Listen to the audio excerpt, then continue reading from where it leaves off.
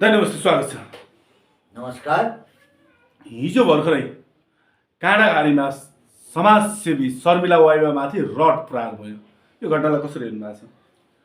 यो अहिलेको स्थितिमा हेर्ने हो भने यो एउटा नर्मल हो तपाईँको। यसलाई कुनै ठुलो कुरा भन्नु पर्दैन। दुईजना एक एक किसिमका अहिलेका जल्ता पर्दा लेडी डनहरू होइन, यो राज्यले नै उन्मुक्ति दिएको क्या। राज्य जब अभिभावकै ठिक छैन त्यसको बच्चाहरू कसरी ठिक हुन्छ? यो त राज्यले सिकाएको हो नि त होइन। विभिन्न कालखण्डमा यो कुराहरू हुँदा पनि होइन, राज्यले नै दुवै पक्षलाई अथवा दुइटै लेडिज डनहरूलाई त्यो बेलामा सम्झाइ बुझाइ नगरेकाहरू हुन् भने यी दुवैजना फेरि एउटा समाजसेवी होइन र समाजलाई एउटा पाठ पढाउने व्यक्तिहरू पनि हुन्। त्यसैले अब दुईजनाको यसरी हामीले बुझ्दाखेरि दुईजनाको एउटा सामान्य झगडाहरू छ। अब प्रत्यक्षदर्शी हामी नभएका कारणले गर्दाखेरि कसको के भन्दा सुन्दाखेरि सानातिना साधारण लामो समय उहाँहरू चाहिँ एक आपसमा मित्रता थियो, त्यो हामीले देखेका थियौँ। एक आपसमा दिदी बहिनी जसरी हिँड्ने मित्रता होइन, सँगै भइराखेका। र मेरो लागि चाहिँ सम्मानित हो नि, दुवैले बुवा भनेर एउटा सम्मान गर्नुहुन्थ्यो होइन। अब मैले योभन्दा होइन, यतिसम्म रड खाइरहेछन्, 8-10वटा टाका पनि लागिरहेछ अरे, अनि तपाईँले सामान्य भन्नु मिल्छ यसलाई? राज्यको गोली भन्दा त रड सामान्य त भन्नु परेन अब होइन। राज्यले दिन ढाडै मान्छे मारिरहेको यो सिकाएको राज्यले हो कि पत्रकार महोदय?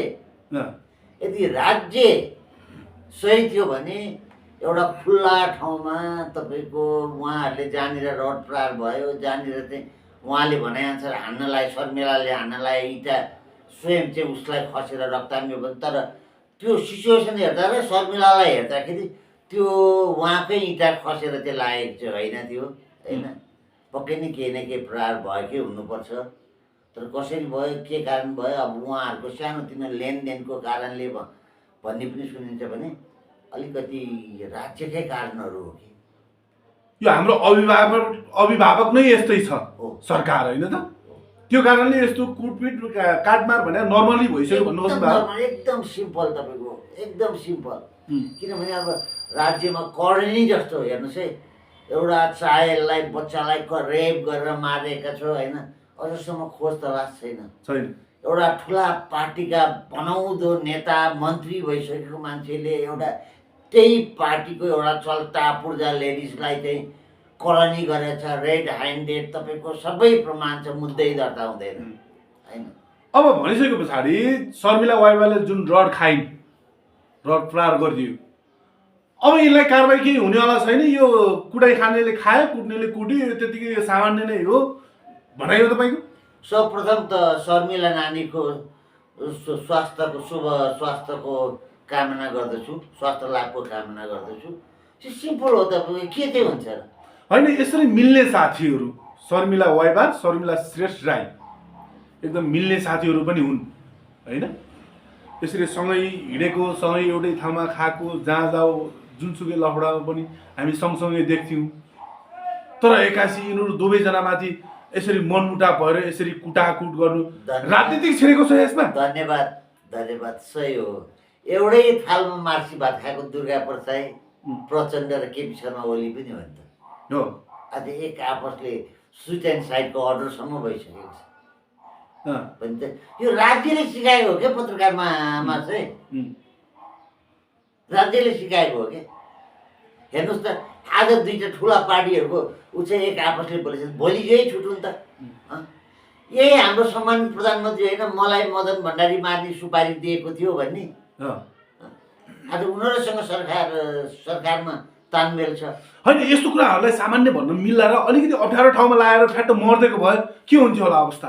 हो, मरेर जान्थ्यो। यसलाई सामान्य भन्नु त मिल्दैन, तर राज्यले गरेको आतङ्क हेरेर त पत्रकार जस्तो एउटा देशको चौथो अङ्गलाई गोली हानेर मारेको छ एउटा थुन्ने राजधानीमा होइन भने यो त्यो हेरिकन त अब यसलाई सिम्पल। शर्मिला वाइवाले एउटा आरोप के पनि लगाइरहेकी छिन् भने सानो बच्चा पनि मेरो साथमै थियो, छोरी, उनको छोरी साथमै थियो, त्यो बच्चामाथि पनि अट्याक गर्न खोजिएको थियो, बच्चालाई पनि एउटा हत्या गर्ने प्रयास गरिएको थियो भनेर आरोप पनि लगाइरहेकी छिन् नि। अब त्यो यथार्थमा हुन पनि सक्छ, नहुन पनि सक्छ। अब शर्मिला वाइबाले त्यो गरेका छन् भने अब शर्मिला श्रेष्ठले होइन मलाई उहाँले नै फोनमा बोलाए पनि हो राज्य किन मोहन छ कि सबैभन्दा ठुलो कुरा राज्य मोहन किन छ क्या राज्यले नै सिकाइराखेको छ हिजो अब उहाँहरूबाट त विभिन्न व्यक्तिहरूलाई हमला पनि भएको हो नि त अस्ति सोम शर्मामाथि त्यसरी हमला भयो नि त तर दोषी पत्ता लागेको छैन खोज्ने प्रयास गरेको छैन एउटा पत्रकारलाई मार्ने मान्छेको अहिलेसम्म छानबिन भएको छैन हेर्नुहोस् है यतिसम्म चाहिँ एउटा बेलुन उहाँहरूकै गल्तीले फुटाएकोमा छानबिन समिति बस्यो होइन बिचरा एउटा बेलुन बेच्नेलाई लगेर थानामा राखी सजाय दियो छानबिन समिति बस्यो भने त्यहाँ जनताको छोरा मरेको छ दिन दाडै गोली चलेछ पब्लिक एरियामा त्यत्रो मार्क्समा तर छानबिन खोइ यही कारणहरू त हो अनि अब हेर्दाखेरि अब एउटा सामाजिक अभियन्ता मात्रै नभएर एउटा मिडियाकर्मी पनि हुन् उहाँहरू होइन भनेपछि कता न कता राज्यको हात पनि हुनसक्छ कि यो हुँदैन भन्न सकिँदैन कि जुन शर्मिला श्रेष्ठले भनेकी छिन् यो चाहिँ कुनै राजावादीले गर्न लगाइएको अथवा दुर्गा प्रसाईले गर्न लगाइएको होइन यो चाहिँ हाम्रो सानो लेनदेनको उसले मात्रै हाम्रो यसरी मनमुटाव भएको भन्ने उता शर्मिला श्रेष्ठ राईले भनेकी छिन् भने यता शर्मिला वाइबाले यो अग्रिम प्लानिङ थियो मलाई चाहिँ यसरी झुक्क्याएर बोलाइयो यसरी कुटियो भनेर आरोप लगाएकी छिन् होइन ठ्याक्कै मुद्दा हेर्दाखेरि यो कुनै पनि पार्टीले उचालेको चाहिँ होइन तर यथार्थमा चाहिँ मलाई जानकारी छ उहाँहरू कुनै न कुनै पार्टीको शक्तिबाट के अरे परिचालित हो तर यो काण्डमा उहाँहरू नहोला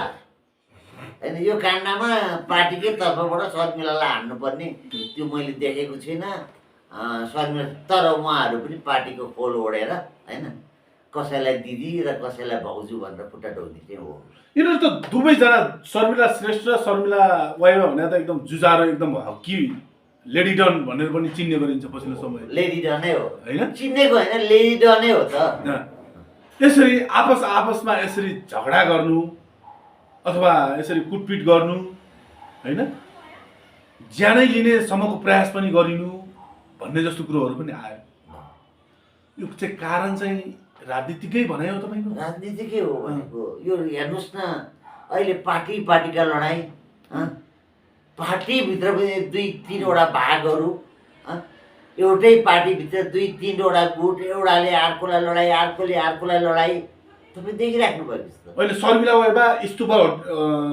हस्पिटलमा हो इमर्जेन्सीमा छिन् हजुर टाँका लगाइएको छ सबैभन्दा संवेदनशील के हो भने उहाँको टाउकोमा चोट छ होइन यो भनेको एउटा क्रिटिकल हो भोलि यसले केही पनि हुनसक्छ त्यो भएर सबैले होइन यस मन्दिरबाट मैले जे गर्न सक्छु म गर्छु र सबैले मिलेर उहाँको सुस्वास्थ्यको कामना गरौँ र राज्य पनि सचेत हुनु पऱ्यो कि अहिले पछिल्लो समय सामाजिक सञ्जालमा फेरि जुन ऋतु बस्नेतलाई शर्मिला वाइबाले कुटेकी थिइन् त्यो फोटोलाई जोडेर र अहिले कुटाएको फोटो जोडेर ट्रोल बनाइएको छ अहिले दिन फर्केर आउँछ ठिक्कै पर्यो भन्ने एक व्यक्ति छन् एक पक्ष छन् भने एक पक्ष चाहिँ बिचारा भन्ने पक्ष पनि छन् होइन अब दिन फर्केर आउँछ त्यो भनेर अहिले यो स्थितिमा त्यो भन्नु अलिकति उचित पनि छैन तर पत्रकारमा चाहिँ म चाहिँ एउटा धार्मिक व्यक्ति भएर के हुन्छ अरूको लागि खनेको खाल्टोमा होइन स्वयं आफू एक दिन पर्छन् त्यो 100% हो होइन स्वयं पर्छन् होइन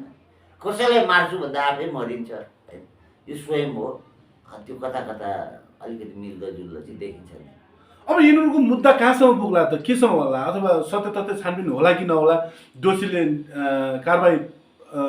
कारबाही होला कि नहोला निर्दोषलाई न्याय पाउला कि नपाउला अब एउटा चाहिँ के भन्छु भने दोषीलाई कारबाही हुनैपर्छ त्यो दोषीलाई कारबाही हुनु हुँदैन भन्दिनँ तर उहाँहरूको बिचमा एउटा दिदी बहिनीको जुन एउटा सम्बन्ध थियो आवेशमा आएर जे भयो भयो अब दुईजनै मिलापत्रमा गएर अब आउने दिनहरूमा चाहिँ यस्ता किसिमको कार्यहरू गर्दिनँ भनेर सम्झौता गर्नु नै उचित देख्छु कुनै पनि दोषीलाई सजाय दिएर कानुनी कटघरामा उभाएर उसलाई दण्डित गराउनु मात्रै त्यो होइन होइन उसलाई चेतना दिनु होइन र अब आउँदो भविष्यहरूमा यस्ता काम नगर्नु बनाउनु नै राज्यको र हाम्रो समाजको सबैभन्दा ठुलो दायित्व हो होइन कसैलाई जेल लाँदैमा कठाघरामा राख्दैमा थुन्दैमा त्यो मान्छे सुध्रिन्छ भन्नु छैन झन् उग्र भएर आउँछ मैले देखेको छु होइन साना साना चोरी केसमा के अरे परेका मानिसहरू निस्केपछि होइन ज्यान मारा डकैती जस्ता ठुला ठुला अपराध गर्नेहरू भएका छन् भने मानिसलाई जेलै राख्नु र सजाय नै दिनु त्यो होइन होइन उहाँहरूलाई सुध्रिने मौका दिनु र एउटा दिदी बहिनीको हिजो जुन सम्बन्ध थियो त्यही सम्बन्धलाई गाँसेर होइन अरूको लागि कसैको लागि पनि नराम्रो होस् भनेर अरूको घर बिगार्ने काम चाहिँ नगरौँ। अब शर्मिला बहिनीले भनेअनुसार पनि उहाँको घर बिग्रियो यो भनेर रुँदै पनि हुनुहुन्थ्यो होइन। कतिसम्म सत्य होला जति दिदी त्यही त नि शर्मिला वाइवाले चाहिँ उसको लगाएको कपडादेखि लिएर उसको खानादेखि लिएर उसको रुम भाडादेखि लिएर मैले तिर्थेँ, मैले गरिदिएको थिएँ, मैले उसलाई एउटा नयाँ जिन्दगी दिइरहेको छु भनेर भन्दैछिन् भने अर्को शर्मिला श्रेष्ठले चाहिँ यसले मेरो भविष्य बिगार्यो भनेर आरोप प्रत्यारोप पो छ त अहिले। एउटाले ठ्याक्कै मैले पालन पोषण गरेको थिएँ भन्छ नि उसले मेरो एउटा भइराखेको घरबार बिगार्यो भन्ने छ होइन। तर उहाँहरूको लामो मित्रता र एउटा शर्मिला बहिनीको घरबार बिग्रेर यतासम्म आएको भन्दाखेरि अब यहाँभित्र केही न केही छ क्या दालमेको। अब फेरि एक पक्षले फेरि के भनिरहेका छन् भने यिनीहरू भोलि मिल्छन्, ठिक्क भइहाल्छन्। भोलि तपाईँहरू जस्ता सामाजिक अभियन्ताहरूलाई चाहिँ तपाईँहरू त बोल्नुहुन्छ यसरी होइन, भोलि तपाईँहरूलाई नै यिनीहरूले बिचमा पार्छन् भन्ने जस्तो कुराहरू पनि गरिरहेका छन् फेरि एक पक्षले।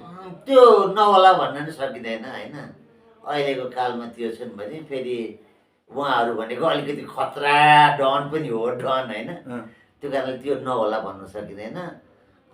एउटा तर मेरा प्रिय चेलीहरू उहाँहरूको भविष्य छ, उज्जवल छ, एउटा स्टार हो होइन। त्यसरी द्वन्द्वमा नजाउँ होइन। तपाईँहरू भनेको समाजलाई सिकाउने समाजको एउटा ऐना होइन, समाजको एउटा ऐना भनेर तपाईँहरूबाट समाजले धेरै कुराहरू सिकुन् क्या। अन्यायको विरुद्धमा लडिरहेका छन्, अन्यायको विरुद्धमा लडिराखेको, भ्रष्टाचारको उग्र आवाज निकालिराखेकोहरू सानोतिनो झगडा गरेर मान्छे पिट्नु होइन कि साँच्ची नै भ्रष्टाचारीको विरुद्धमा लडौँ, अपराधको विरुद्धमा लडौँ, कुशासनको विरुद्धमा लडौँ क्या। आफै दिदीबहिनी लडेर पाउने के छ। त्यसैले प्लिज शर्मिला बहिनी होइन, शर्मिला वाइबा बहिनी होइन, तपाईँलाई म भन्छु अब एउटा माफ गरिदिनुहोस्, तपाईँको बहिनी जस्तो हो होइन। र तपाईँले पनि श्रेष्ठजी, शर्मिला श्रेष्ठजी, तपाईँले पनि अब आइन्दा त्यस्ता कामहरू नगर्नुहोस्, मिलापत्र गर्नुहोस् र सहमतिमा जानुहोस्। र उहाँहरूको लिनदिनको कारोबार छ, त्यो लिनदिनको सबैभन्दा ठुलो मित्रतामा साथीभाइलाई कायम राख्नु पनि लिनदिन नगर्नु भन्छ कि। यो उहाँहरूको विषय अहिले निस्केको जुन द्वन्द्व छ नि त्यो पनि लिनदिनकै विषयमा रहेछ होइन। यसैले बिग्रेको। अब भोलि अब जुन शर्मिला वाइवाले त कुटाइ खायो नि, यसको क्षतिपूर्ति पनि बेहोर्नु पर्ने होला अथवा मिली नै गयो पनि क्या होइन, क्षतिपूर्ति बेहोर्नु पर्ने होला अथवा लेनदेनको कारोबार पनि रहेछ। अथवा भोलि यिनीहरू प्रहरीकोमा गएर नै यिनीहरूको समस्याको समाधान गर्दा ठिक होला कि होइन, किन बेइज्जत गर्नु, किन बेइज्जती हुनु, अथवा आफू मिले भइहाल्यो नि बनायो तपाईँको। आफू मिल्नु पर्यो। प्रहरी मात्रै निकाय होइन कि तपाईँको होइन, त्यहाँ गयो भने आखिर मिल्ने नै हो, मिल्ने नै हो, समझदारी गर्ने हो। ल शर्मिला बहिनीले, शर्मिला वाइबाले उसलाई कुनै पनि के त जेलै त हाल्ने हो, केही वर्ष जेल, केही महिना जेल बस्छन्, फेरि जेलपछि त निस्किने नै त हो होइन। अनि त्यो तर अब यिनीहरूको मिल्ने सम्भावना के देख्नुहुन्छ? अब यसरी रड नै प्रहार गरिसके पछाडि त त्यहाँ त यो पहिलादेखिकै सेटिङ पो हो कि भन्ने जस्तो पनि देखियो। तर यता शर्मिला श्रेष्ठले चाहिँ मलाई हान्न लागेको ढुङ्गो खसेर चाहिँ चोट लागेको भन्ने कुराहरू पनि मिल्ने सम्भावना छ त। यिनीहरूको त मनमुटाव त अब त्यसै नै भइ नै हाल्यो। त्यो त अब लेडी डनहरू परे यिनीहरू। तपाईँलाई म भन्दैछु होइन, तपाईँकै यो लोकप्रिय मिडियाबाट म भन्दैछु होइन, केही समयपछि फेरि उहाँहरू यसरी नै मिलेर हिँड्नुहुन्छ र दिदीबहिनीको सम्बन्ध कायम गर्नुहुन्छ। अहिले तर बदलाको भावना त रहन्छ होला नि त मनमा, त्यो कता न कता रहन्छ। त्यतिसम्म पनि नजानु होला। शर्मिला वाइबा चाहिँ अलिकति मनको ठुलो पनि छ र उहाँले त्यसरी नलिनु होला भन्ने मलाई लाग्छ।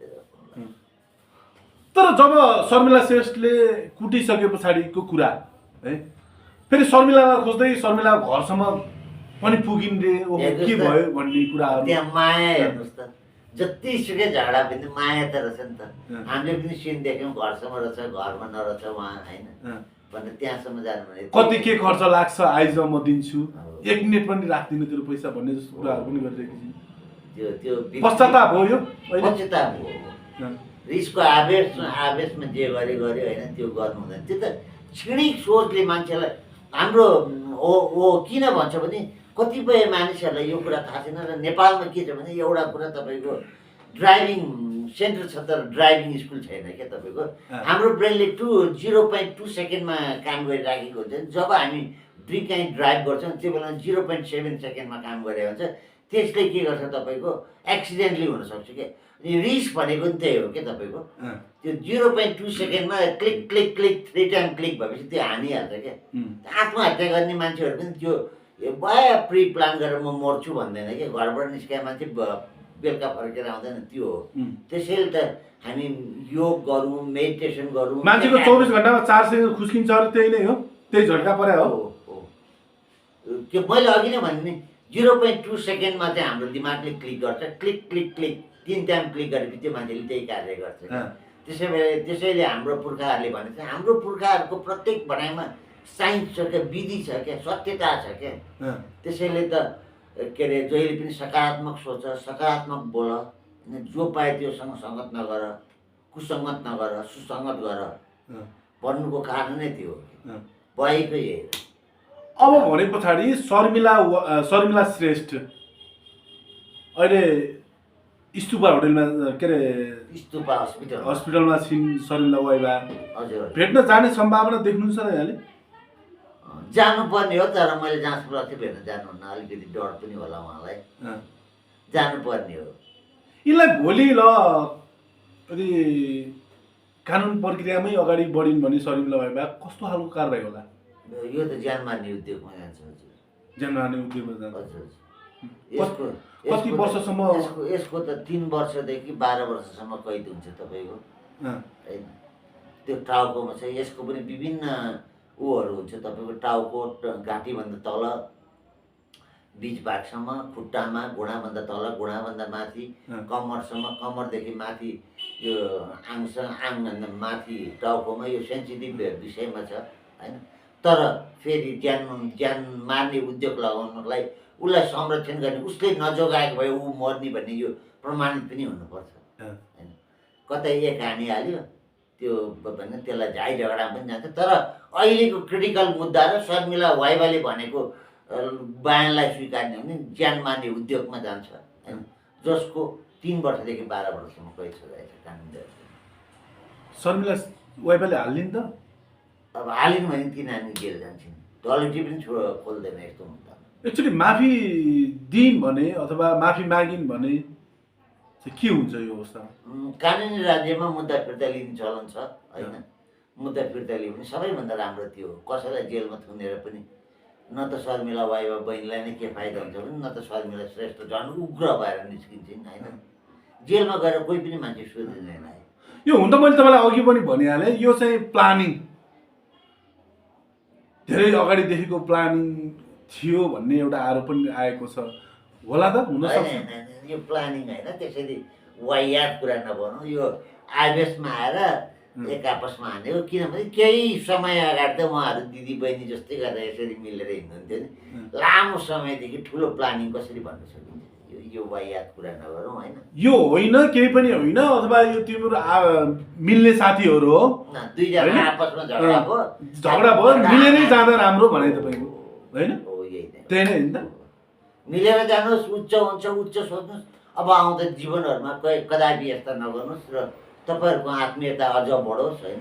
यही नै चाहन्छु। र एक आपसलाई जेलमा थुनेर कटघरामा राखेर चाहिँ कोही पनि सुध्रिनेवाला छैन। र दुइटै शर्मिलाले न्याय पाउने छैन। न्याय यसैमा पाउँछ जुन दुवैजना मिलेर एक आपसमा आउँदा दिनहरूमा एउटा झन् हिजोको दिनभन्दा राम्रो मिलेर उच्च ठाउँमा काम गर्ने र अरूको लागि नराम्रो नसोच्ने। र एउटा शर्मिला जस्तो बहिनीहरू हिजो डन गर्थे भने आज चाहिँ एउटा साँच्चीकै भनेर एउटा परिचित बनुन्, जसरी सम्राट अशोक बनेका थिए त्यसरी नै बनुन्। यही नै मेरो कामना। जस्तै पछिल्लो समय जुन अहिले शर्मिला वाइबाले कुटिसके पछाडि, शर्मिला वाइबाले कुटाइ खाइसके पछाडि जुन शर्मिला वाइबाले ऋतु बस्नेतलाई कुटेको त्यो केस उनको चौकीमा त्यतिकै नै छ भनेर पनि भन्छन् नि। हो, यस्तो त शर्मिला बहिनीको त कतिवटा केस छ, कतिवटा केस छ होइन। हो त मैले अघि नै भने त राज्य सक्षम भएर होइन यसलाई पहिला नै नियन्त्रण गरे भए यो स्थितिमा आउने नै थिएन क्या बुझ्नु भएन राज्य असक्षम भएका कारण हो राज्य सक्षम भयो त हुन्छ त एउटै शर्मेन्द्र खनालले नेपालको काठमाडौँको गुन्डागिरी नै सबै बन्द गरिदिएको होइन एउटै व्यक्ति थियो शर्मेन्द्र खनाल गरे त सक्दो रहेछ त दुर्घटना भएर कति मान्छे मर्थ्यो एउटैले माफसेको गरे त सक्ने रहेछ त त्यस्ता इन्टेलिजेन्ट व्यक्तिहरू हुनुपर्छ हस् यहाँको महत्त्वपूर्ण समयको लागि धेरै हस् हजुरलाई पनि धन्यवाद केही कुरा राख्नु